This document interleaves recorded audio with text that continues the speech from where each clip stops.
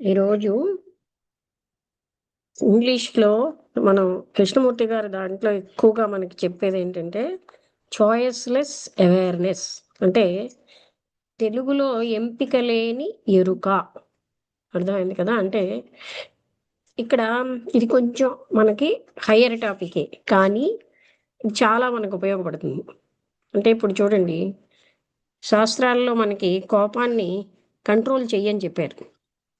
కానీ మనం కోపాన్ని అణిచేసామనుకోండి, ఆ కోపం అక్కడే ఉంటుంది.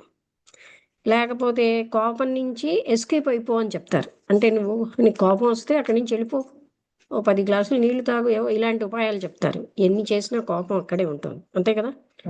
కోపం కానీ, అసూయ కానీ, ద్వేషం కానీ అవేవి పోవట్లేదు, అలాగే ఉంటాయి. ఆ క్షణానికి మనం దూరం వెళ్ళినా మనలో కోపం ఎక్కడ తగ్గట్లేదు.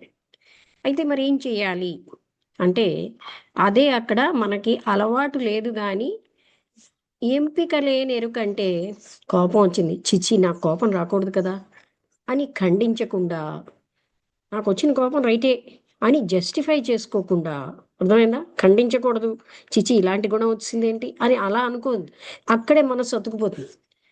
అలాగే నేను చేసింది ఏదైనా రైటే అవుతుంది అన్న జస్టిఫికేషన్ ఉండకూడదు. అలా మనం చూడగలిగితే దేంతోటండి, మనస్సును నిశ్చలం చేసి, మనస్సుతో కాదు, ఇది కొంచెం కష్టతరం అని మనకు అనిపిస్తుంది, ఎందుకంటే అలవాటు లేదు గనక. అన్నీ మనస్సుతో చూడడానికి అలవాటైపోయాం. మనస్సును నిశ్చలం చేసి కోపాన్ని చూడగలమా? అది మనకి, అప్పుడు మనం కోపంలోంచి బయటపడగలం. కానీ మనం అన్ని పనులు కోపంతోటి, అంటే మనస్సుతోటి చేస్తున్నాం. అది మనస్సుతో చేస్తే జరిగేది కాదు. మనస్సును నిశ్చలం చేసి చూడగలగాలి, ఖండించకుండా, జస్టిఫికేషన్ ఇది రైటే అని దాన్ని దండించుకోకుండా చూడాలి మనం. అప్పుడు అందులోంచి మనకు అవగాహన అవుతుంది ఏం జరుగుతోంది. అంటే మనకు కోపించడం వచ్చు కానీ కోపం ఏమిటి అని చూడడం మనం చేయట్లేదు. ఏం జరుగుతోంది ఈ కోపంలో అంటూ మనస్సుతో కాకుండా, కోపం వచ్చినది, ఇంకో కోపం వచ్చినప్పుడు మనం స్టడీ చేస్తే కోపంలో బాధించాలన్న ప్రవృత్తి ఉంటుంది, హింస ఉంది కదా? కోపం వచ్చిన వాడు హింసగానే ఉంటాడు. కోపంలో ఇంకా ఏముంటుంది, ఏదో అంటే ఫాస్ట్‌గా బుర్ర పెట్టకుండా చేసే విధంగా, అంటే హింస, బాధించాలని ఎక్కువగా ఉంటుంది ఎదుటి వాళ్ళని.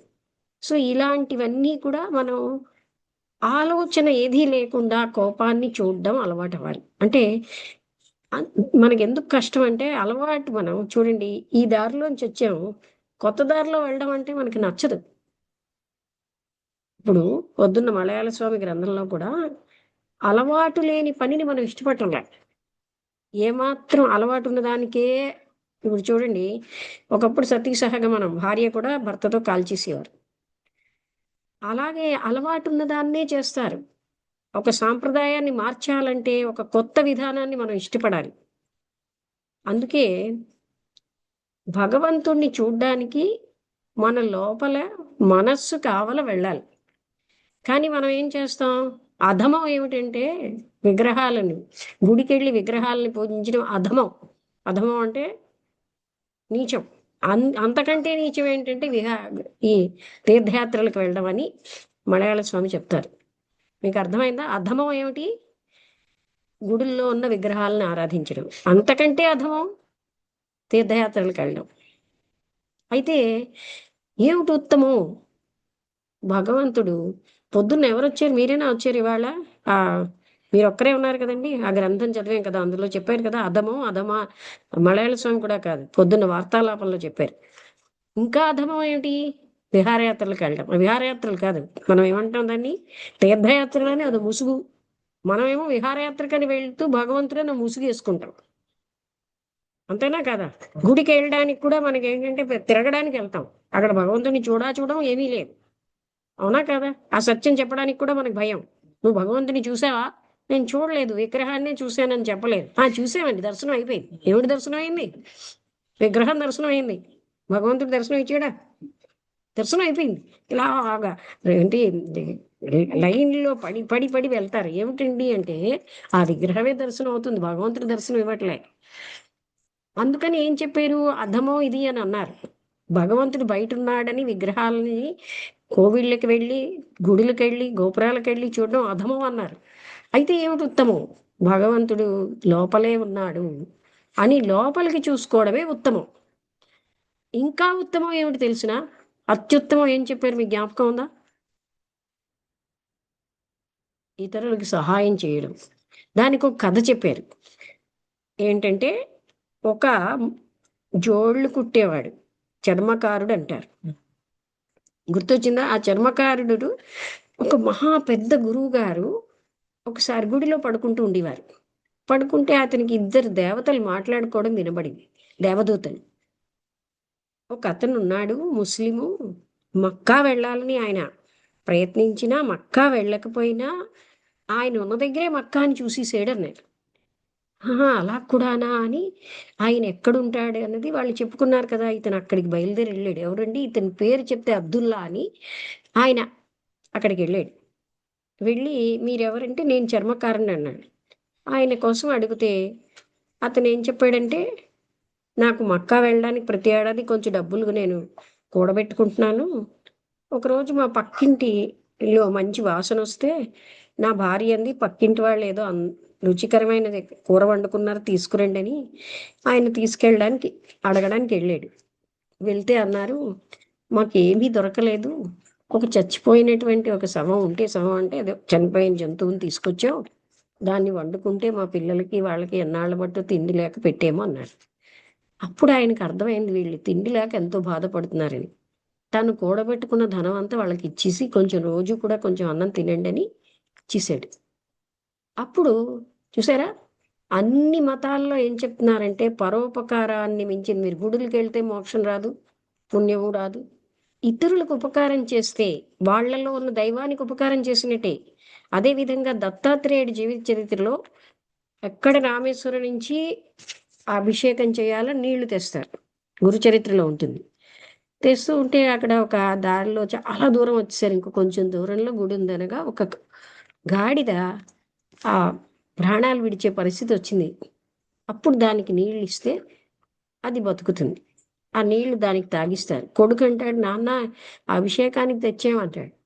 కానీ ఈ నీళ్లు అక్కడ అభిషేకం అయిపోతుంది. ఆ శివలింగం మీద నీళ్లు పడతాయి అక్కడ. ఆ తర్వాత ఆ బ్రాహ్మణులు చూస్తారు, ఇదా కారణం అని తెలుసుకుంటారంటే. అదే విధంగా మీరప్పుడు లేరేమో, ఇతను ఉన్నాడు మా మామయ్య కొడుకు, అహం నుంచి బ్రహ్మానికి అనే పుస్తకం రాశాడు.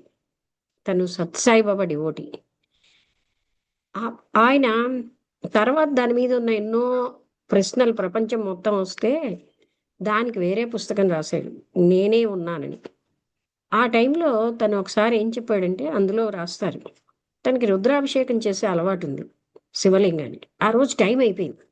సత్యసాయి డివోటీస్ అందరూ సేవ చేస్తారు, హాస్పిటల్కి వెళ్ళి, ఓల్డేజ్ హోమ్స్కి వెళ్ళి, అలాగే కంటి ఆపరేషన్కి విలేజెస్ నుంచి తెచ్చి వాళ్ళకి ఉచితంగా ఆపరేషన్లు చేయిస్తారు.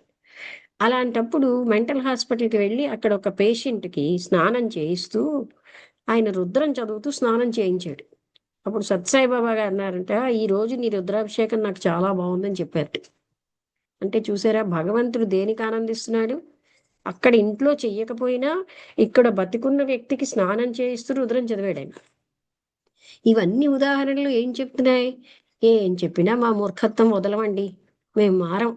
ఆ గుడులకి వెళ్ళే పూజిస్తాం, నువ్వే అక్కడే నువ్వు ఉన్నావు అంటాం, మేమెందుకు మారుతాం అనే వాళ్ళని, మొండివాడిని ఎవరూ ఏం చేయలేరు కదండి. మనం నేర్చుకోవాలి. ఇవన్నీ ఎందుకు చెప్తున్నాం అంటే, మనకున్న కండిషన్ అయిపోయి అలవాట్లు అయిపోయి కొన్ని, ఆ అధమైన అలవాటు నుంచి ఉన్నతమైన అలవాటుకి తీసుకురావాలి.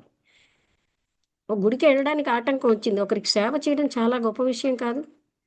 ఇప్పుడు వీళ్ళు రాత్రి వేళ ఉండడానికి మేడం గారిని మేము ఉద్ధరించేసాం అనుకుంటున్నారు. అయ్యో మనకి సేవావకాశం వచ్చిందని ఆలోచించట్లేదు. మరి రోజు సేవ చేసే భగవంతుడు పుట్టి నుంచి మనకు చేస్తున్నాడా లేదా? ఇలా అహంకరిస్తే మనం ఉండగలమండి? ఒక ఓ నెల కూడా రాకుండా వీళ్ళు ఇంత అహంకరించేసి నా పిల్లలు, నా భార్య, నా వాళ్ళు అనుకుంటూ, ఈ నా వాళ్ళు అన్న వాళ్ళు ఏమిటి చేసేస్తారట మనకి? నెత్తిమీ రాయి పెడతారు, అంతేనా? మోహం మోహం మోహం, అందులోనే కొట్టుకుపోతున్నాం. అందుకే కృష్ణమూర్తి గారు ఏమంటారంటే, ఎప్పుడు కూడా మనం మారడానికి సంసిద్ధంగా ఉండాలి. తప్పు అని తెలుసుకున్నాక, అదే అనిపిస్తుంది గొప్ప విషయం. ఆవిడ తప్పు అని తెలిసాక, ఇది సత్యం అని తెలిసాక అన్ని వదిలేసి ఆ సత్యమే పెళ్ళేవారు. వెళ్తాంలే, ఎవరు మారుతారు ఇప్పుడు, చిన్నప్పటి నుంచి నేర్చుకున్న కంటే అని మనకు ఉదాసీనత ఎక్కువ. చిన్నప్పుడు చెప్పిన వాళ్ళు కూడా పోనీ ఎవరైనా జ్ఞానులా, మన తల్లిదండ్రులు అంతకంటే అజ్ఞానులు, అందుకే నువ్వు విగ్రహాలను పూజించని చెప్పారు. అంతేనా కదా? జ్ఞానులు చెప్పిన మాటలు పక్కన పడేస్తాం. షిర్డీ బాబా ఏం చెప్పాడు? నేను షిర్డీలోకి పరిమితమై లేను, అంతటా ఉన్నానని చెప్పాడు. నోరు మూసుకోవయ్యా, నువ్వు షిర్డీలోనే ఉన్నావు, నిన్ను షిర్డీ వచ్చి చూస్తామంటారు వీళ్ళు. అంతే కదా, నీకేం తెలియదు, మాకే తెలుసు. మాకు విహారయాత్రలు ఎలా అవుతాయి? నేను షిర్డీలో అలా పేరు పెట్టుకుని భగవంతుడి పేరు ముసుగేసుకుని మేము తిరగాలి కదా. అక్కడికి వెళ్ళి మళ్ళీ శరీర సుఖమే, ఏ శరీర సుఖం వదలరు. అంతేనా కదా? కింద పడుకోరు, ఓ రోజు భోజనం లేకపోతే ఉండరు, మళ్ళీ అక్కడ అన్ని భోగాలు కావాలి, శరీరానికే బానిసై ఉంటున్నాం. ఇవాళ చెప్పారు అది మలయాళ స్వామి, శరీరం ఎంత మనం శరీరానికే ప్రాముఖ్యత ఇస్తాము. ఇప్పుడు చూడండి, వంట లేట్ అయిపోతుంది. ఏమిటైపోయిందండి ఒకరోజు వంట లేట్ అవుతే? జ్ఞానం ఎక్కడి నుంచి వస్తుంది? సాంగత్యం ఎలా దొరుకుతుంది?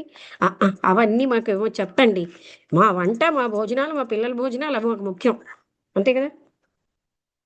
అవునా కదా? అలాగనే ఉంటున్నారు. అమ్మో, మేము ఇంటికి వెళ్ళకపోతే నా భార్యకి ఏం కోపం వస్తుందో అంటూ ఇతగాడు పారిపోతాడు. అయ్యో, భార్య కోపం వస్తే ఏంటండి? నేను నాకున్నటువంటి నాకు మళ్ళీ మళ్ళీ మానవ జన్మ దొరకదు, సార్థకత ఏంటో ఈ జన్మలో చేసుకోవాలి. భార్య పిల్లలు అంటూ పరిగెట్టుకుని వెళ్తూ ఉంటే వాళ్ళు ఏమైనా నన్ను రక్షిస్తారా, నా జ్ఞానాన్ని ఇస్తారా? అంటే మన జీవిత లక్ష్యం ఏంటో మనకు తెలియకుండా జీవిస్తున్నాం. అందువల్ల ఏంటంటే అశాశ్వతమైన విషయాలకే ప్రాముఖ్యత ఇస్తూ, ఆ దేహం ఎన్ని రకాలుగా మనకి ఇబ్బంది, మనకు కావాల్సిన టైంకి నిద్ర వచ్చేస్తుంది. ధ్యానం చేద్దామంటే వద్దు వద్దు అంటుంది ఆ శరీరం. పొద్దున్నే నిద్ర లేద్దామంటే పడుకో పడుకో హాయిగా, ఎందుకు నువ్వు లేచిపోవాలేంటి? ఎవరికైనా ఉపకారం చేద్దామంటే ఎవరో ఉన్నారులే, వాళ్ళు చేస్తారు, నువ్వెందుకు వెళ్ళిపోవాలి అని చెప్తుంది. ఆ భార్య కూడా భర్త ఎవరో ఇంకోళ్ళు చేస్తారులే, నువ్వు ఎందుకు వెళ్ళడం? అయ్యో, మన సేవావకాశం పోతుందని ఆలోచించరు. ఇది మన అజ్ఞానం. అందుకని శరీరం అనే దానికి మనం ఎంత దాసోహం అయిపోయి అసలైన మన జీవిత లక్ష్యాన్ని, అది ఎంతలా చెప్పారంటే, మలమూత్రాలంటే మనం ఒక రోజు చక్కటి మంచి రుచికరమైన ఆహారాన్ని శరీరం అనే దీంట్లో పడేస్తే అది కంపు కొడుతూ బయటకు వస్తుంది మర్నాడికి. అంతేనా? మంచి సువాసనలతో ఉన్నటువంటి ద్రవ్యం ఏదైనా తాగితే మర్నాడు కొంతసేపటికి మూత్ర రూపంలో వస్తుంది. అంటే ఈ శరీరం ఇంత కలుషితంగా ఉన్న దాన్ని పట్టుకుని దానికి దాసోహం అంటున్నాం. ఈరోజు పొద్దున్న చాలా బాగా మలయాళ స్వామి గారు చెప్తే, దేహం ఎలాగ మనకి ఇదవుతోంది, గురు సేవకి ఎంత ప్రాముఖ్యం. ఎందుకంటే మిగతా అన్నిటికంటే ప్రాముఖ్యం గురుసేవ. గురుద్రోహం అంత పాపం లేదు. గురువుతో మీరు అబద్ధం చెప్పారనుకోండి, దాని ఎఫెక్టివ్ 3 లోకాల్లో ఉన్న దేవతల నుంచి మనకి శాపాలు వస్తాయి. అందుకని పెద్ద పాపం గురుద్రోహం అంటారు. కానీ గురు సేవ చాలా అవకాశం మనకి. దానివల్ల మాత్రమే ఇప్పుడు చూడండి, ఒక జ్ఞానం ఉన్నటువంటి గురువు దగ్గర కూర్చుంటే చాలు, మనలో మలినాలు చాలా పోతాయి. మనం ఎప్పటి నుంచో చేసినటువంటి మన యాస్ట్రల్ బాడీ ప్యూర్ అయిపోతుంది. అది మీ అందరికీ, అంటే అంత సూక్ష్మంగా మిమ్మల్ని మీకు చూసుకోవడం తెలిస్తే మీలో ప్యూరిటీ వచ్చిందని మీకు అర్థమవుతుంది. ఏమో, ఆ నల్లరాయి నీళ్ళు వేసినట్టే మాకు ఎన్ని బోధలు చేసినా అనే వాళ్ళకి ఏమీ రాదు.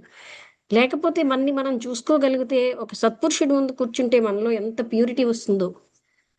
నాయుడు గారు కొడుకు ఏంటి చెప్పాడు, ఇక్కడికి వస్తేనమ్మా నాకు ఏ ఆలోచన రాదన్నాడు. ఈ అబ్బాయి అన్నాడు, ఇంత చిన్నవాడైనా. ఇక్కడ అంతా చదవాలని ఉంటుంది, ఇంట్లో చదవాలని ఉండదు అన్నాడు. అంటే చేంజ్ అనేది వస్తూ ఉంటుంది మనకి అక్కడ. అంటే మన లోపలే మనలోని, కానీ అది మీరు ఎన్ని గ్రంథాలు చదివినా రాదు, ఎన్ని సాధనలు చేసినా రాదు. ఒక సత్పురుషుడి దగ్గర ఉంటే చాలు, మీలో ఎన్నో జన్మల నుంచి ఉన్న చెడు వాసనలు చాలా వరకు పలచబడిపోతాయి. అలాంటి దాన్ని మనం నెగ్లెక్ట్ చేస్తున్నాం. అయితే ఇక్కడ ఏంటంటున్నారు, ఇదంతా మనకి ఈరోజు 11 నుంచి 12:30 వరకు కృష్ణమూర్తి గారి దాంట్లో ఒక ఆయన రవీంద్రన్ అని ఆయన ఉపన్యాసం ఇచ్చారండి. చాలా బాగా చెప్పారు. కృష్ణమూర్తి గారితో కలిసి ఉండేవారు. ఆయన ఏం చెప్తున్నారు అంటే, ఇవే ఇటువంటి అంటే చాలా కృష్ణమూర్తి గారితో కలిసి ఉండడమే కాకుండా ఆయన కొత్తగా చూస్తున్నారు ప్రతిదాన్ని. అందరూ చెప్పిన బాటలో కాకుండా ఎప్పటికప్పుడు చూసుకోగలగడం, మనని మనం చూడడం, అదే చాలా గొప్ప విషయం. ఎన్ని సాధనలు చేస్తేనేంటి, ఇందాకలా పొద్దున్న ఒక గురువు గారి దగ్గర సన్యాసం తీసుకున్న శిష్యుడు నాకు ఫోన్ చేశాడు. అమ్మా, నాకు ఇలాగా గురువు గారు ఇలా కనబడి నాలోని సహస్రార చక్రం ఇలాగ ఆజ్ఞా చక్రాన్ని భస్మం చేశారు, నాకు ఇలాగ ఇంత మీదకి వెళ్ళింది అని చెప్పాడు. సరేనా, ఇవన్నీ కంటే ముఖ్యంగా ఎరుక పెరిగిందా, మీలో కారుణ్యం పెరిగిందా, అది చూసుకోండి అని. ఆ ఎరుక పెరగకపోతే ఈ సాధనలన్నీ ఎందుకు? ఎన్ని ఏంటి నీటిలో మునిగారంటే చేపలు ఎప్పుడు నీటిలోనే ఉంటాయి అన్నారు. చుట్టూ తిరుగుతున్నారంటే ఎప్పుడు కుక్కలు కూడా చుట్టూ తిరుగుతూ ఉంటాయి. అది తిరగడం గొప్ప విషయం కాదు. అవునా కాదు? నాకంటే నిర్దాక్షిణ్యంగా చెప్తారు మలయాళ స్వామి గారు. ఆనాడు సద్గురువు ఆయన. అందుకని మనం ఏం చేస్తున్నాం? మనలో ఏమైనా చేంజ్ వస్తోందా? అహా! మనకక్కర్లే.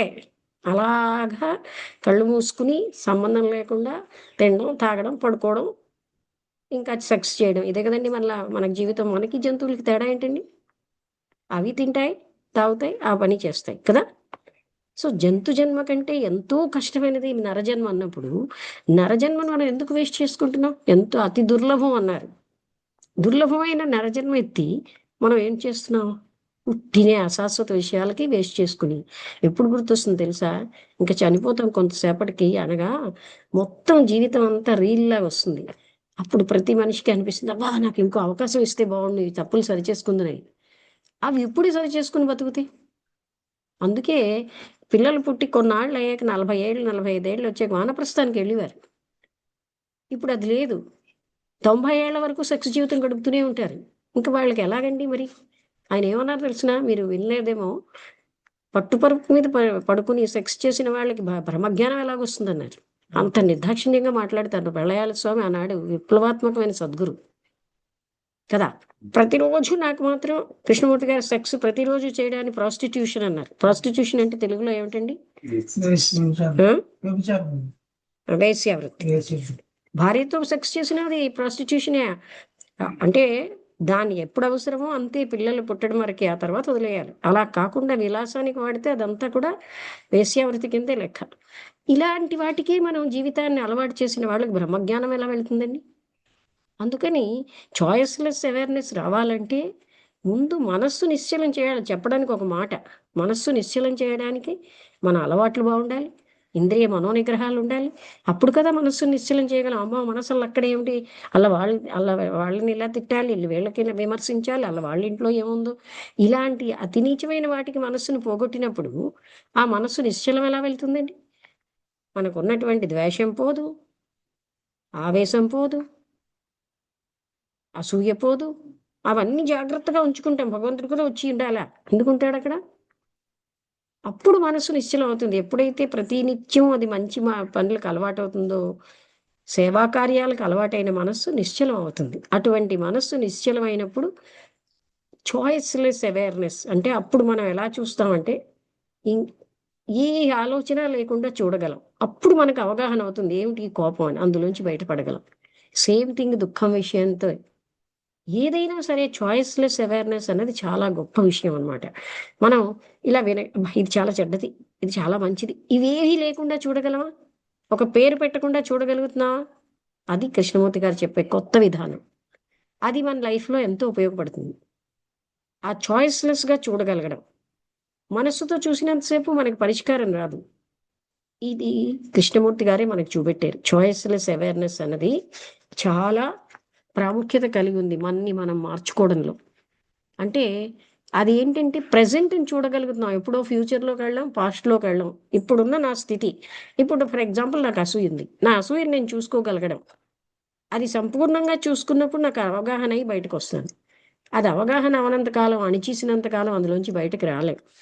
అందుకని ఇలాంటి అద్భుతమైన లక్షణాన్ని కృష్ణమూర్తి గారు మనకి ఎంపిక లేని ఎరుక చాయిస్‌లెస్ అవేర్‌నెస్ అన్నది చాలా ముఖ్యమైన విషయం జీవితంలో. కానీ అది మనకు అర్థం అవ్వట్లేదు.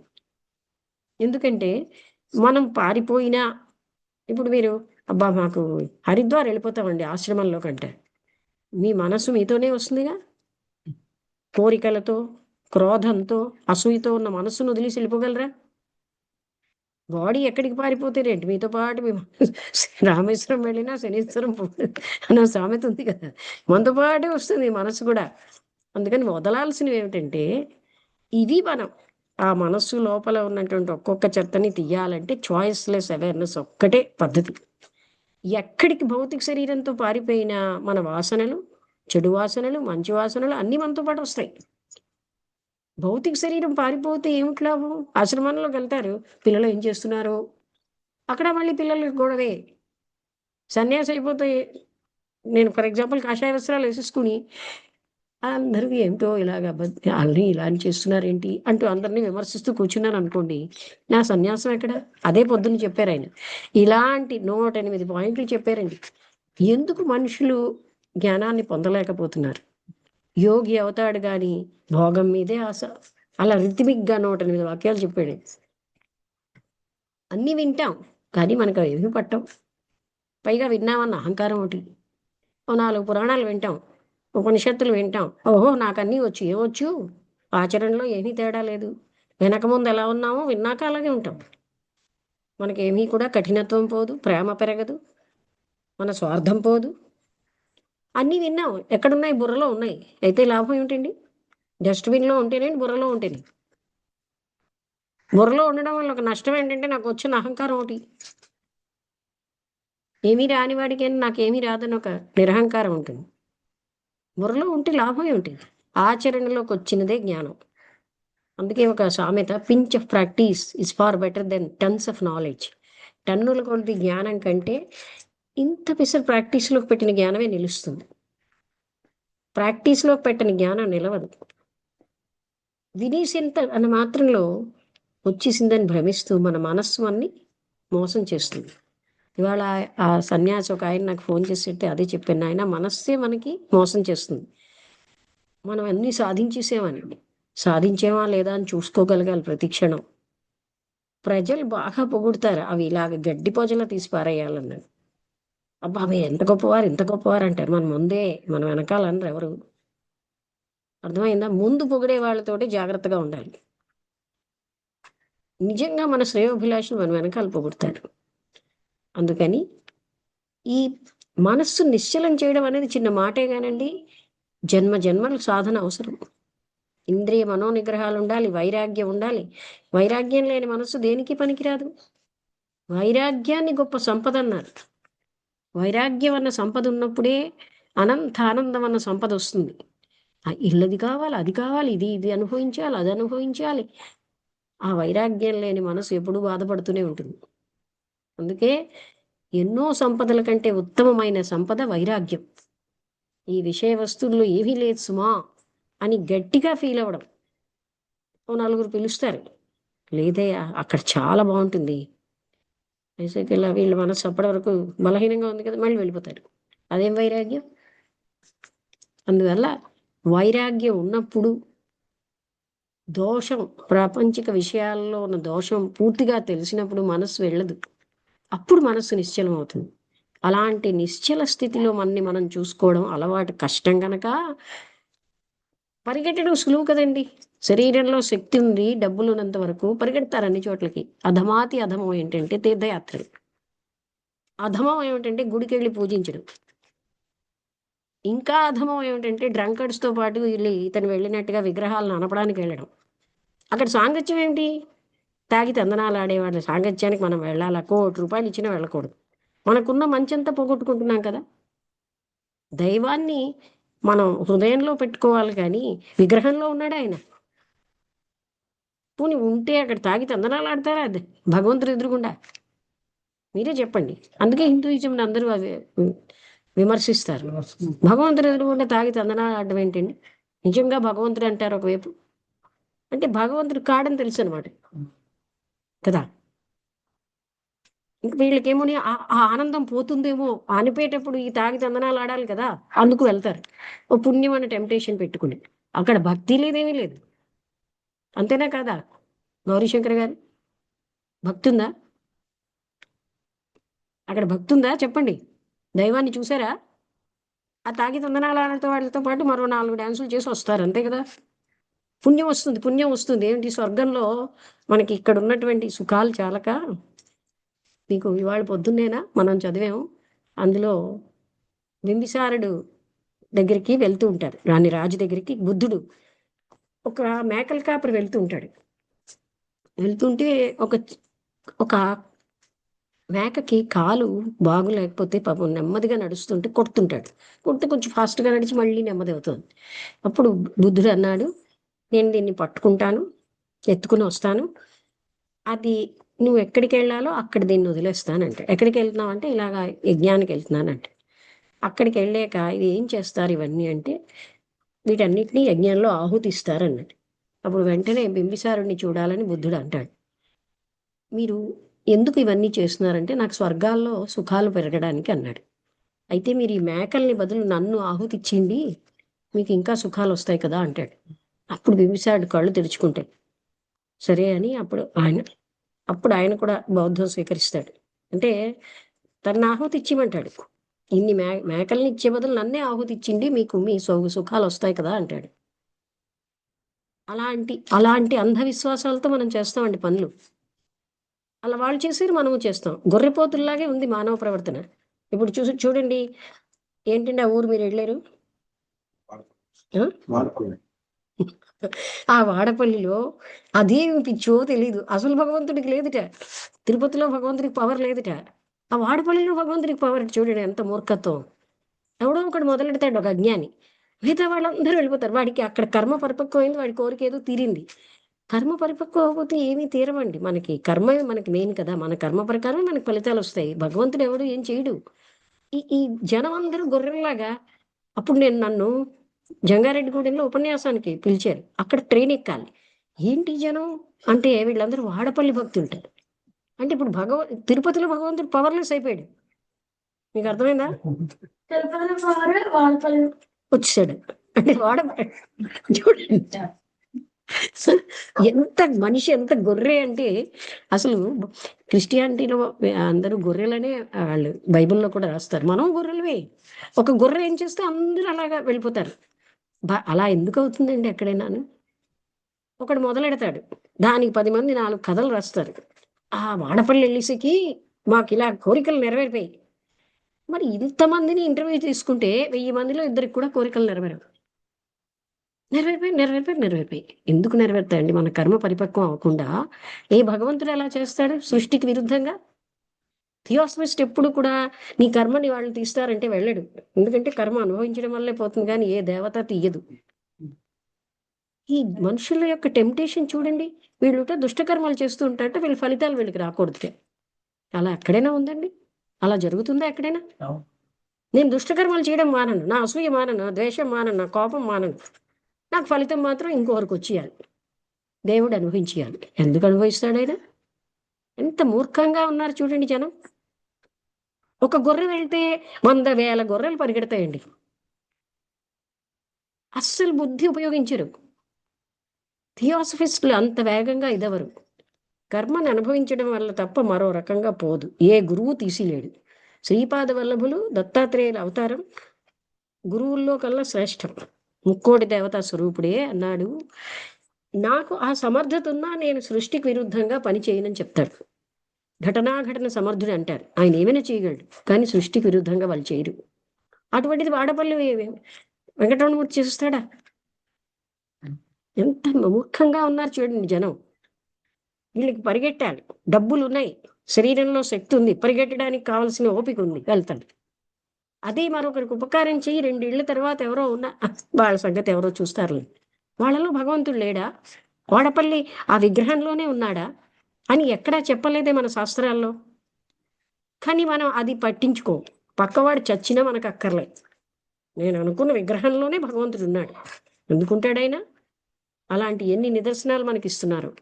అయినా మనం పట్టించుకోం. అది కండిషనింగ్ అంటారు కృష్ణమూర్తి గారు. మనం మారట్లేదు. మనకి బాబా గారు చెప్పారు, నన్ను శరీరంగా చూస్తే నిజంగా నన్ను చూసినట్టు కాదు. మీరు మీ హృదయంలో మీరు తలుచుకుంటే నేను అక్కడే ఉంటానని చెప్పాడు. కానీ నీకు నోరు మూసుకోవయ్యా, నువ్వు ఆ షిర్డీలోనే పడున్నావు, అక్కడే పడుండు అని మనం వెళ్ళిపోతాం. ఆయనకేం తెలియదు, మనకే అన్నీ తెలుసు. అలాంటి మూర్ఖత్వంతో జీవిస్తున్నాం. అందుకే ఈ చాయిస్లెస్ అవేర్నెస్ అన్నది రావాలంటే మనస్సు మీద నిగ్రహం అవసరం. ఇంద్రియ మనస్సు నిగ్రహాలు సమము దమము అంటారు. ఈ 2 ఉన్నప్పుడే మనస్సు నిశ్చలమై మన్ని మనం చూసుకోవడం అన్నది. ఆయన అదే చెప్పాడు శాస్త్రాల్లో. ఇవాళ ఉపన్యాసం ఇచ్చిన ఆయన హిందూ ధర్మం, ఇస్లాం ధర్మం, క్రిస్టియానిటీ అన్నీ తెలుసున్న ఆయన చెప్పారు. కృష్ణమూర్తి గారు చెప్పినవి వీళ్ళు చెప్పారు. ఇంకో పదజాలంలో విషయం అదే చెప్తున్నారు. తను చూసుకోవడం అన్నది చాలా ముఖ్యమని.